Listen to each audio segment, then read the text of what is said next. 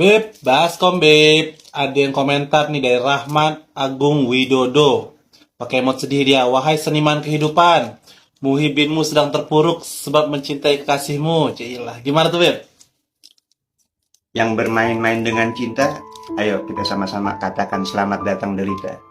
Sebab tidak ada dusun cinta yang tanpa derita. Kalau tidak mau menderita, maka kita jangan bicara cinta. Kita minggir dulu. Sebab kenapa? Dunia sijnul mu'minin wa jannatul kafir. Dunia itu penjaranya orang mukmin dan surganya daripada orang-orang kafir. Orang apabila benar ia cinta kepada kekasihnya, maka keterpurukan sedalam apapun dia tidak akan rasa. Sebab merasa nikmat bersama dengan sang kekasihnya. Derita kalah dengan besarnya cinta. Tetapi siapapun yang menderita, jangan kita sangka Tuhan sedang bermain-main di hati kita. Tetapi ketika kita menderita itu sebenarnya Tuhan sedang menggiringmu pada titik keintiman hanya antara engkau dan dia. Dan inilah yang disebut kekayaan yang sejati. Kekayaan yang tak ternilai harganya yang disebut pengalaman. Dan kalau kita bisa tajalikan kepada semesta, maka semesta itu akan kebagian. Binatang kebagian, tumbuh-tumbuhan kebagian, tetangga kita kebagian, saudara-saudara kita kebagian. Dan yang penting asal kuat kita menanggung derita di dunia ini, maka kita akan mendekati sifat Rasulullah Shallallahu Alaihi Wasallam, yaitu sifat rahmatan lil alamin. Dan orang-orang banyak yang akan mendengarkan nasihat kita yang berbobot. Lantaran kenapa? Syarat akan pengalaman dan akan merasa nyaman berada di dekat kita. Nah, ketika kehidupan kita berada di titik nol, di mana kita seolah-olah terhempas daripada posisi yang terendah, bisa macam-macam, bisa berupa kehilangan harta, kesehatan, kehilangan orang-orang yang kita cintai, kehilangan pekerjaan kita, atau dijauhi oleh saudara-saudara kita, dijauhi oleh teman-teman kita.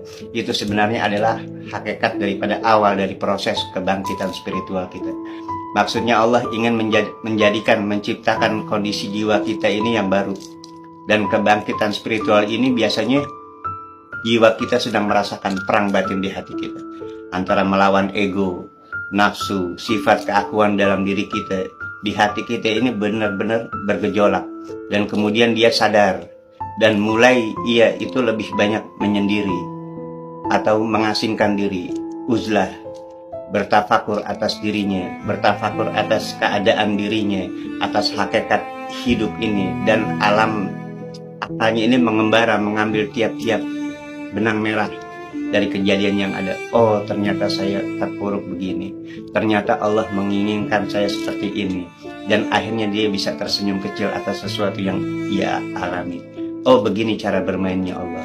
Oh, begini skenario yang Allah bikin untuk saya. Baik ya Allah, saya akan ikuti bagaimanapun skenariomu. Saya ridho dan saya ikuti ya Allah. Nah, pada tahapan ini kita mulai bisa menangkap sinyal atau pesan dari alam semesta seperti intuisi atau bisikan-bisikan hati, dan bisa menerjemahkan segala keadaan yang ia terima dengan bahasa-bahasa spiritual, yaitu perpaduan antara intuisi dengan pengetahuan intelektual serta pengalaman kita. Maka kebangkitan spiritual ini di saat kita sudah mulai mengenal jati diri kita, maka kita akan lebih sering melakukan introspeksi ke dalam, lebih suka kita dalam keheningan, menarik diri dari orang banyak, hidup zuhud, lebih sering berkomunikasi dengan hati kita. Hakikat guru kita yang sejati adalah di dalam hati kita. Lalu kita akan berpikir dari mana asal kita, kenapa kita di sini, akan kemana kita pergi, apakah dalam hidup ini ada yang pasti. Begitu banyak pertanyaan-pertanyaan yang muncul dan kita mengetahui hakikat jawaban tersebut.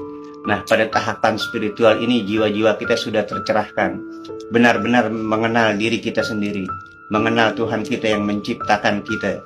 Di saat orang banyak berbicara mengenai makrifat, dengan ilmu hal yang kita miliki, dengan pengalaman hidup yang kita miliki, dengan intuisi yang Allah sudah berikan, akhirnya kita bisa masuk ke tahapan jatuh cinta, ke tahapan syauq atau rindu akan Tuhan. Nah, inilah jalan-jalan yang dilewati oleh para mugarrabin atau para wali-wali Allah Subhanahu wa ta'ala. Ketika jiwa kita sudah tercerahkan, maka akan membuat kita hidup dengan damai, tenang, tentram, berdamai dengan keadaan, penuh rasa syukur kepada Allah dan tidak mempermasalahkan keadaan diri kita dalam hal apapun.